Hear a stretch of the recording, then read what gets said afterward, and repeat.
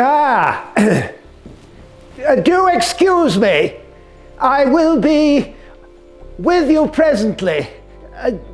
Take time to examine the artifacts on the table. Thank you. Yes. Thank you, ladies and gentlemen.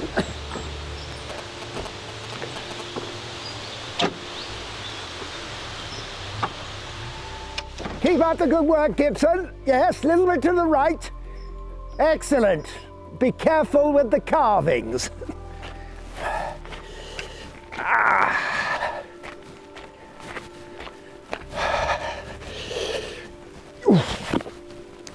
Good afternoon, ladies and gentlemen. Good afternoon. Welcome. Welcome to the Larmer Tree Gardens. First, I must apologise for keeping you waiting. Dreadful habit. I cannot stand impunctuality. A terrible habit. Unfortunately, it was not my fault on this particular occasion. Not that I'm blaming my wife. However, the doctor arrived unexpectedly with some news. Tried to stop me from coming to give this discourse to you this afternoon, but I wasn't having that. Oh, no, ladies and gentlemen. I see we have very distinguished guests today. Eminent historians, yes, am I right? Scientists, educated people. Let us hope so. Very good, very good. As you know, we welcome all and sundry here at the Larmer Tree. Free of charge, gratis, no less. However, I will have to sit down briefly. Dashed illnesses. As you get old, life is not so easy, especially when there is so much still to do. And I have always been a busy man. Diabetes. Wretched business. No cure, says the doctor. But exercise is said to be good for me. Now then, how very rude of me. I haven't introduced myself even properly. Hat, African stool, that will do. Augustus Henry Lane Fox, Pitt Rivers latterly, at your service. The General, everyone calls me, being as I've had a long military career and ended at a rather considerable sum with the title of General. But there you are. That's what everyone calls me around here. And I hope you've had a chance to look around already, some of you, perhaps? Yeah. I hope you've been quite impressed by everything. Has Rampton given you a good tour? Oh, good. Glad to hear it. Yes. I won't give him his notice yet, then. Yeah. So, I propose in our next time together to give you some of my biography from my childhood days to my time in London, my career in the army with the Grenadier Guards, and my particular interest and knowledge in anthropology and archaeology, with reference to my museums and collections. Now, finally, of course, I will tell you more about the Larmer Tree Gardens and my purpose behind providing them for the public. I hope that sounds of interest to you. Excellent, good. I thought you were intelligent people. Yeah. My wife was to be with us. However, she has decided she has more important business. Yes, but I haven't even got to that part of my life. I was born, ladies and gentlemen, I was born in Yorkshire, near the great city of Leeds and the town of Wetherby, if anyone is from thereabouts. I did not live there very long. My father was an army man, and sadly, he passed away when I was only 5 years old. My mother had family and decided we should move down south to London. I have few memories of Yorkshire, other than picking things up when I was walking in the fields. collecting began at an early stage. Birds' eggs, unusual snails, creatures, but mainly objects has always been my interest. I can't remember anything else about that time. London, that was a different matter. I was educated at home until the age of 14. We had our requisite Latin and Greek whipped into us. And yes, the whip was not spared. That I remember well. I was quite a reasonable learner, I believe. However, at the age of 14, it was decided I had to go to the military academy at Sandhurst, where I studied for a short time. Long enough to make me realize I wished to join the army. And a year or two later, at the ripe age of 16, I signed up with the Grenadier Guards. A career awaited me in the Ordnance Department. By then, I had grown fascinated with all things to do with weaponry. And this little example from my rather large collection will probably point you in that direction. Yes, I was assistant to the quartermaster at the Woolwich Arsenal. A happy time. I was keen to learn and pick things up quickly. This went on for a few years, and I was sent by my mother to a ball where I came upon a lady called Honourable Alice Stanley. Now that lady was very beautiful in those days, and very charming and a positive person. So things change, don't they? Well, I fell in love with her, and she with me, I believe.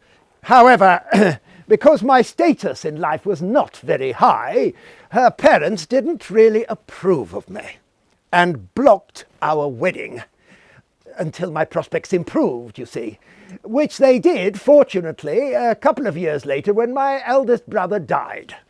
Well, fortunately for me, not so fortunate for him, of course.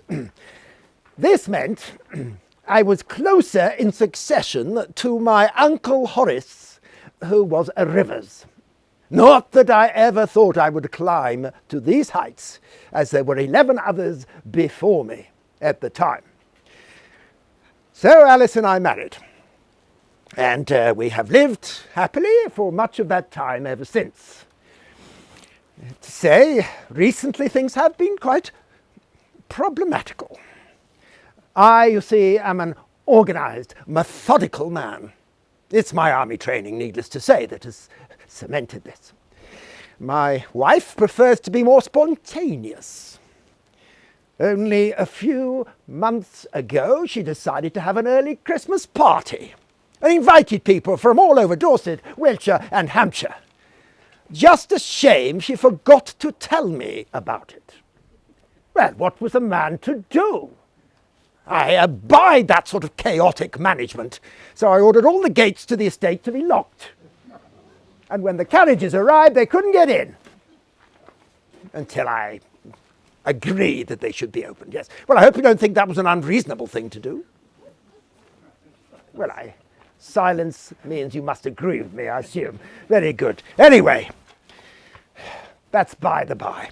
Now, we had between us 10 children. Sadly, one died in childbirth, but 1 out of 10 isn't a bad reckoning. So, they have all grown up. There have been difficult times, as any parent will attest, but they have done pretty well on the whole, the girls as well as the boys. Of course, even though they're in their 20s, 30s and 40s, they are still dependent on me for an allowance. But those sort of things do not change, I'm sure you will agree. My eldest son will hopefully inherit the estate. He's called William, after my own father. And he's a good man, working hard. Yes. And so, I shall go back, because a year after our wedding, frontline duty called. You may, of course, remember, not so many years ago, the Crimea War came upon us. the Russians decided to shake up the weak country of Turkey and take back Istanbul. That was not in our British interest, needless to say, so we decided to fight over it. The French joined us for once, which was a surprise, but very advantageous, as they had some extremely talented inventors amongst them, one of whose work, in terms of weaponry and musketry, was to turn the tide of that war, in my opinion. I was sent, along with the others by boat, to the Crimea province. When we arrived, half of us had dysentery and the other half had cholera. It was a difficult time. And of course there was a need for very excellent doctors and nurses. And you may of course know Florence Nightingale herself was there. I never had the chance to meet her, alas. And then there was another woman, Mary Seacole. Now her I did come across, an intriguing lady who had gone out there of her own expense and bought a hotel and turned it into a hospital. Intriguing because she was of colour through her mother from the Caribbean, not her father, he was Scottish, but very charming and very good at her job. I had cause to seek her attention after the battle of the Alma. Now the Alma is one of the main rivers in the Crimea. A very beautiful spot, I should hasten to add. We marched for hours behind the brass bands. Oh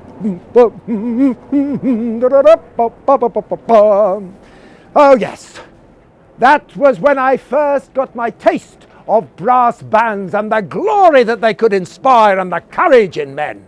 Even though half of us were having to leap behind the bushes with the dysentery, we kept going and we reached the heights where the Russians had set up their redoubts on one hill to the right, on another hill to the left. The problem, of course, was how to overcome them. It took a long, long time and many men died in the process. It was decided that the French would surmount the hill on the right, climb up, firing, and we would provide firepower from the other side at the same time as the Navy were firing up at the top of the other hill. It was a messy battle.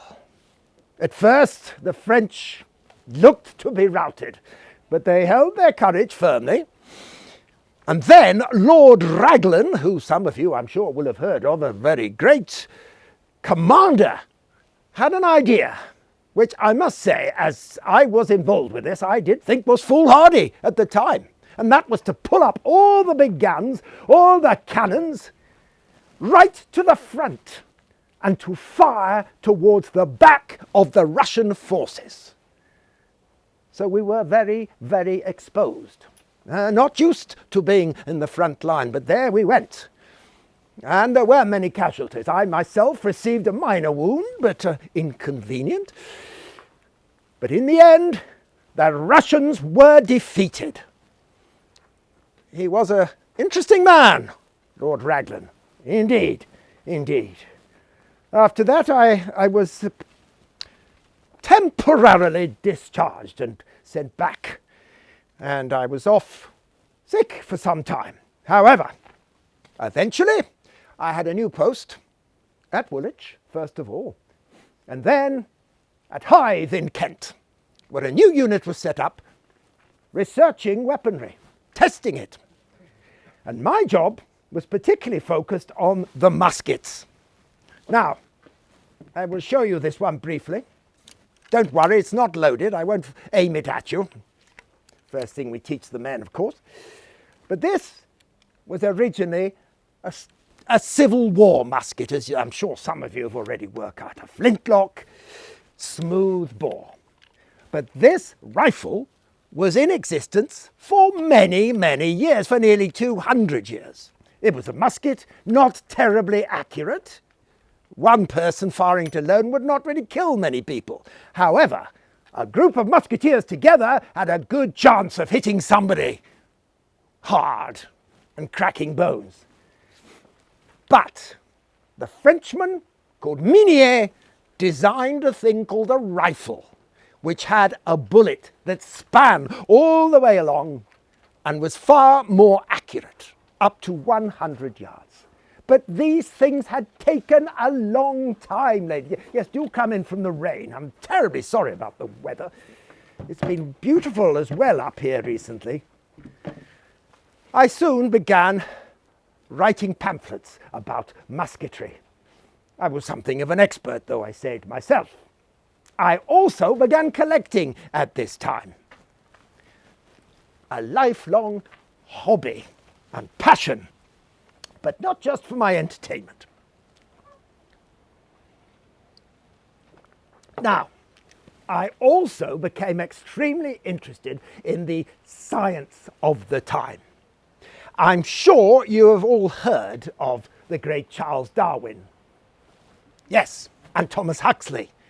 Both were enormous influences on me, and I would like, if I may, if I can find my reading glasses, to just share with you something I have written on this subject.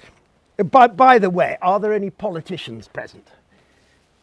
Good, because you might be offended if you were. So here we go. This is an age of science, and we should listen to the voice of scientific men. They are our instructors. They see the affairs of men from a higher standpoint than political men, who are merely wire pullers and self-interested partisans. Do you agree? Yes, very good. Yes. I quite like that last line. I was very pleased with that, self-interested partisans. Yes. I've just had rather an unpleasant dispute with my neighbour, another landowner over the Dorset side, who is not very happy with what we're doing here at the Larmer Tree on Sundays. I believe he is called a Sabbatarian. I have had some problems with the Bishop of Salisbury on the same topic. However, science tells us it is more important for people to learn and be educated than other matters that, of course, are important. So, this is how I came to be fascinated by the new discipline of anthropology. Whilst Darwin talked about flora and fauna, I became interested more and more in the evolution of objects, you see. Material culture, that was how I came to call them. And I will give you a short demonstration to prove the point, and also why education is so important. You see, whilst Darwin thought that we had all evolved over millions of years and looked at particular creatures to see that, I have the same theory over weaponry. Let us begin. Primitive peoples, and also Stone Age peoples, began by hitting each other either with stones or with sticks. This is purely an example. Some of them had big knobs on the top, and they were called clubs. Now, you will, of course, be aware that primitive peoples, of which there are still many all over the world, still fight using these things. That is because they're not as civilized as us, you see. And this can all be dictated by the size of brains, to which I will allude later. Like many other scientists, we've been exploring this point. Now, also made of wood, also still used, is this. Does everyone know what this is? A boomerang. I recently discovered a boomerang in Egypt. Not so many people know that they had them there. But on my Cook's tour, where I did a bit of archaeology, not only did I discover that they have other cultures way before the pharaonic ones who were knapping flints. I found some of these things, the first to do so. But they also had boomerangs for hunting purposes, just like the Aboriginals, to kill birds. Also, some think to kill enemies. Hard to believe it, but if you were a good shot, never fear, ladies and gentlemen, I won't let go of it, even though it would come back. So, wood. Very gradually, over hundreds and hundreds of years, these would come to the fore. swords like this one. This is actually a Scottish dirk for ceremonial purposes. But this, once again, basically a kind of sabre. This has been used by the British Army also for hundreds of years, not changing very much. Perhaps a little in terms of thinness and so forth, but an old favourite, if you like, from the Saxons onwards. But from that, once we knew how to use gunpowder and the Chinese, cannonballs would come into play. From thence, small muskets, pistols. The Italians came up with the name pistola, apparently. And then our musket here, and then the rifle. But what I want to show you and express to you is that these things did not happen overnight. In my career, I constantly have inventors coming up to me to try and sell their new rifles. They claim they are world-beating. They claim they are ground-breaking. You name it, they claim it. Not really. Most of them have small changes in them, and that is what is important. We evolve, we do not revolve. No to revolution, yes to evolution. That is my motto, ladies and gentlemen. But I don't just collect weaponry. As an anthropologist, I am interested in all kinds of things. So, for example, this stone tool, an axe head, another form of weapon, of course, that was actually found near here in Warbarrow. I will come back to that, near Sixpenny Handley. Then if you live out that way, I will come back to that later. And I also collect all sorts of other objects. Here is one of them. Now, there is a label. All my items are labelled carefully, where they were found, when they were collected, and where they are stored in the museums. Who thinks they know what this might be, ladies and gentlemen? No? It is used by ordinary people. It's a hagstone. Well done, madam. Excellent. Congratulations. It is a hagstone. Do you know what a hagstone was used for? This one was given to me by Kimber, who was a carter. Works on the estate, lives at Tollard Royal. He had this hanging on his bedroom door. Why? To keep away hags, witches, who apparently have a habit. I will move a little bit towards you so you can see. Not you, get back to the menagerie. Oh, I'll tell you about the menagerie later. So there you see a stone with a hole in it. Normally nailed to the bedroom door. That is because hags, like the devil, usually come in the middle of the night, jump on your chest to suck the life out of you. Placing a hagstone on the bedroom door, these people believe, will keep the hag away. But very clever of Kimber. You see, I have quite a large collection. This is all now going to Oxford. I don't know if you knew this. It was in the Kensington Museum, but now they have asked me to remove it, so we have. And I think it will be much better in the Oxford Museum. The Victoria and Albert is the new name for the one in London. So, this is placed alongside other items of its kind. Charms. I have them from South America, I have them from Australia, I have them from Africa, I have them from Asia. Very, very similar. It shows how similar people are, how unevolved. Even here you see these country people. We keep them busy and it is what is good for them. But they are very primitive, unsophisticated. They still, for all their Christianity, they still believe in such things. Fascinating. Fascinating. Now, as this shows, I also became fascinated in archaeology, the new science. You could not study any of these things even at the University of Oxford, you know. But you could learn about them by going to meetings, by listening to people, and by reading. And that, my friends, is what I have done all my life. Excuse me a minute, I'll sit down again. I was told not to exert myself. I am very passionate about all these matters, as I'm sure you will see. Now, where were we? Oh yes, archaeology. I was still in the army at this point, although later I managed to go on half pay so that I could spend more time with my collection and my archaeology. I studied with some very great archaeologists, starting in Cork in Ireland, where I was based with the army at that time.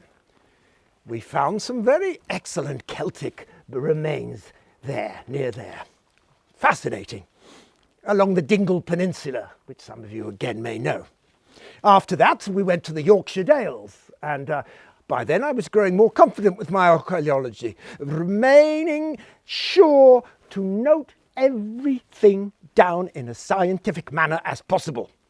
Then I led an excavation in Chichester. I'm sure you all know where that is, in Sussex.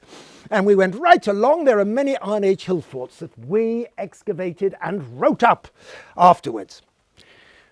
After this, unexpected things happened to me.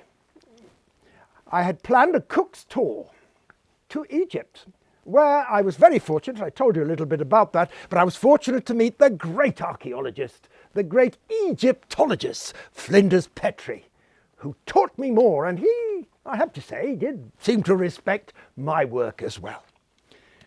And that is why, when I have somehow inherited this Larmer Tree estate, it has given me the most wonderful opportunity to explore on my doorstep hundreds of Neolithic sites and Roman fortifications, almost within walking distance. Well, many of them are. And I will tell you a little bit about those in a minute, if I may. But first, I'm going to read you a little something that I wrote about that. Now, here we are. I had an ample harvest before me, and with the particular archaeological tastes that I had cultivated, it almost seemed to me as if some unseen hand had trained me up to be the possessor of such a property, which up until a short time of my inheriting it, I had but little reason to expect. Yes, you see, Uncle Horace Rivers, he had 7 daughters by his wife. And, of course, none of them could inherit, being women.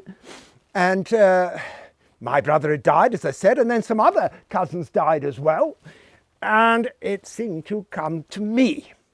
In the will, the bequest stated very clearly that I would have to change my name. Hence the title Pitt Rivers, which I then took. The Lane Fox remained, but it was enhanced by this. I then inherited 28,000 acres of land on the boundary between Wiltshire and Dorset, and a little bit of Hampshire as well, for good measure. As I said, the land was full of wonderful places to explore, and after I got back from Egypt, I set about that, whilst also turning this environment in which we are now into a pleasure grounds. But let me talk to you about the archaeology first, and then, if that's all right with you, we will come on to the pleasure grounds. I have managed to excavate over 10 local sites over the last 15 years. I and my team of excavators, of course, mostly comprising workers from the estate, who have been very good with the pick and shovel, obviously. Which of our sites is my favourite? Very hard to say. But I do hope you have the chance to visit some of them, and they will also, the findings have all been placed in our museum here. The museum at Farnham, which is, again, something I very soon had built. Oh, it's a wonderful place. And King John as well, King John's house, that is also open now as an art gallery. I have some beautiful Benin bronzes that I purchased very recently, and they are there. It's wonderful works of art. It's hard to believe they're made by Africans, I have to say. Of course, they did have Portuguese influence down the coast, and I would assume that they have learnt from them. Now, back to the archaeology. We investigated Bockley Dyke very early on. Have any of you walked up there? It's a very beautiful site. Oh, we have done much excavation up there. Also the Ackling Roman Road, of course. Not to mention Martinsdown. That is a huge barrow which we have excavated and found fascinating things there. There is Rotherley as well, high up on the estate. Has anyone been there? If you do, Well, you can find it. It's very easy to get to. It's rather a steep hill, I have to say. I have left a stone plaque there, and you can read exactly what I found, where it was found, from skulls. And there we found not only Neolithic skulls, we found Bronze Age skulls, and then buried on top of them. Now this is an interesting pattern, back to the evolutionary business. Normally people take a site, they don't start with a new one, they build on top of the old one. The Romans even came there. I think my favourite must be War Barrow, on the Handley Down, just outside Sixpenny Handley. And if you have a chance to go there, please do. It is a wonderful site. It took us 3 years to excavate it, digging our trenches in the north, the south, the east and the west. That is where this came from, this beautiful axe head. Great examples of Neolithic work there. Splendid place. I have wonderful photographs. You may see them if you go to the museum. It has been a great privilege to be able to learn these things, but also a responsibility. And I wish to just read you a little bit more I've written on the art of excavation. Don't worry, it's not very long. Now, where is it? Here we are. Treasure hunters in the past have only sought for gold and silver. For me, they are not so important. What is important is the whole. To have a wide selection of types. Archaeologists in the past, so-called archaeologists, have merely taken some things and not provided full records of the whole. For me, that is wrong. Every detail should be recorded in the manner most conducive to facility of reference, and it ought at all times to be the chief object of an excavator to reduce his own personal equation to a minimum. I leave a medallion in each of our excavations with my name, a skeleton, and that is all. So people can come, but I have written 3 volumes of my excavations, which are available to the public. One chap was up here only a few months ago, and I didn't even find out his name. He pressed me very hard, and I let him take one of the volumes. And he didn't even thank me for it. And you know, this very volume, because they were numbered, I don't charge for them, by the way, they were all free. Everything should be free. Well, someone tipped me the wink that he had sold it to a second-hand bookshop in Exeter. Whereupon I made my way there as soon as possible and retrieved it. If I ever see that blighter, well, he's probably long gone by now. And so, my friends, I am coming towards the important part, the Larmer Tree. And I want to explain to you why I have decided to make the museum, why to make the art gallery, and to make here the temples from India, the bandstand outside, the theatre. It is because I believe passionately that the masses should be educated properly and not left to their own devices, or they become not only idle, but mentally ill. Yes, I am quite convinced of it. They need permanent activity, work to give them status, but also proper educational opportunities. Free for everybody. For good or evil, this is another one of my bit of writings, we have thought proper to place power in the hands of the masses. The masses are ignorant. And knowledge is swamped by ignorance. The knowledge they lack is what? The knowledge of history. This lays them open to the designs of demagogues and agitators who strive to make them break with the past and seek the remedies for existing evils or the means of future progress in drastic changes that do not have the sanction of experience. Stunned you into silence, yes, well, I can see. Very good. Well, one of the most fascinating things about our excavations is the skulls that we have retrieved. I have a very clever device called a craniometer. Perhaps you've heard of it? It is a device made of metal that you place on a skull, and you can measure the size of the skull. And that way we can see how primitive societies have evolved into more sophisticated ones.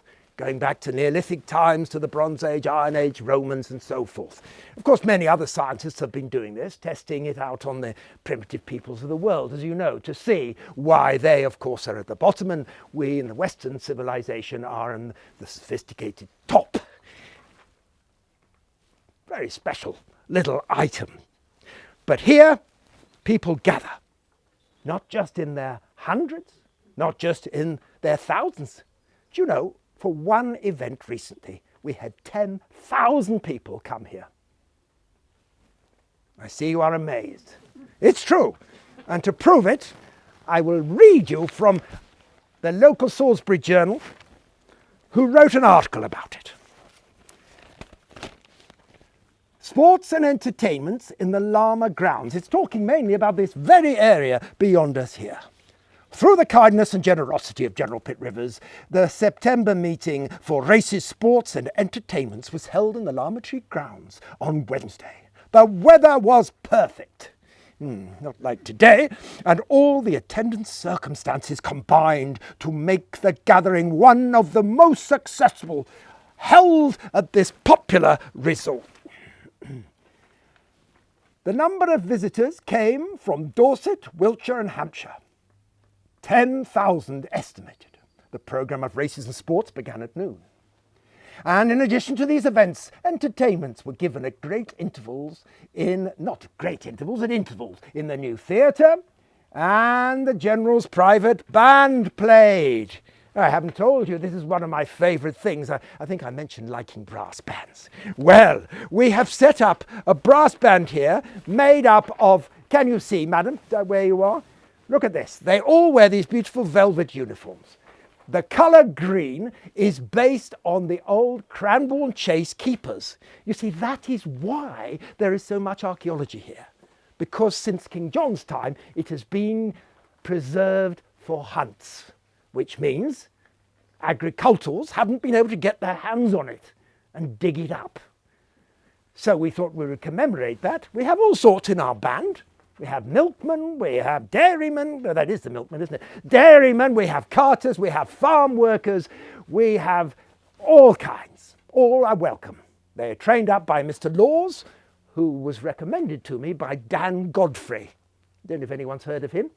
Started a wonderful symphony orchestra in Bournemouth. The Bournemouth Symphony Orchestra, that's right. He's been up here, as have many others. Ah, yes. I'll give you a quick, here you are, very brief summary of kind of some of the events here. Apart from the band playing, we had the Shaftesbury Orchestral Society, also played several selections in good styles, and the Kentucky Minstrels from Bournemouth afforded much amusement by their performances. Yes, quite droll. And Mr. Tom Jones delighted the audience with his comic singing. Have you ever heard him? He's frightfully good, very, very funny. Rather racy at times, it must be said. Yeah. The programme was of unflagging interest throughout. And the various items gained the appreciative attention of as many of the vast assembly as were able to get within hearing distance. Dancing commenced at 8:30 and was kept up with fervour until 10:30. God Save the Queen was played. Before this was reached, hearty cheers were raised by the visitors for General and Mrs. Pitt Rivers. Despite the immense number of vehicles present, for which, as well as the horse standing room, was provided gratis at Rookery Farm and along the Rookery Road, the whole of them got away on the homeward journeys without an accident of any kind. So there you are, which was perhaps due to the intensely bright night. By 11 o'clock, only a few were to be seen, where but 2 hours previously there were thousands of faces. The day's proceedings were successful. So there you are, you see. There you are. Do you know how many visitors we've had in the last 4 years? 44,000. Imagine. And we don't even have a railway station close by. The nearest is at Tisbury. People come in charabancs. They come on horseback. They come on bicycles.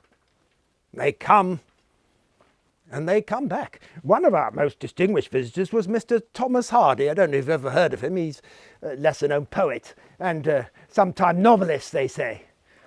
He was much taken with my daughter, Agnes, as it happens, even though he was much older than her, and even though both of them were married.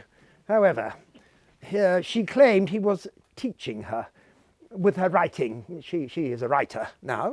Not bad, not bad. Yes, and Mr. Hardy came a lot. He played his fiddle once. Oh, what an excellent fiddler he is. Oh, yes. Yes, he loved coming here. And the fairy lights, you see, he liked all those up in there. He used to talk about the Japanese lanterns. Yes, he's trying writing a poem about it, he says, but I haven't seen it yet. We will see. Well, my friends, I will have to stop shortly because I have to go and rest now. But let me say I'm very grateful for your attention on this not very pleasant day and for hearing me. And I hope that even though this will probably be my last speech to the public, from what the doctor has told me, I hope I will leave a legacy. I hope these gardens will not be destroyed and they will still be here in 100 years' time. In the year 20,000. We will see. We will see. Otherwise, I hope the sites of archaeology will still be visited and valued, and the museums will still hold the collections. That will be my legacy. I wish for nothing else. And once again, I thank you for your kind attention and bid you good afternoon. Thank you. Thank you. Thank you.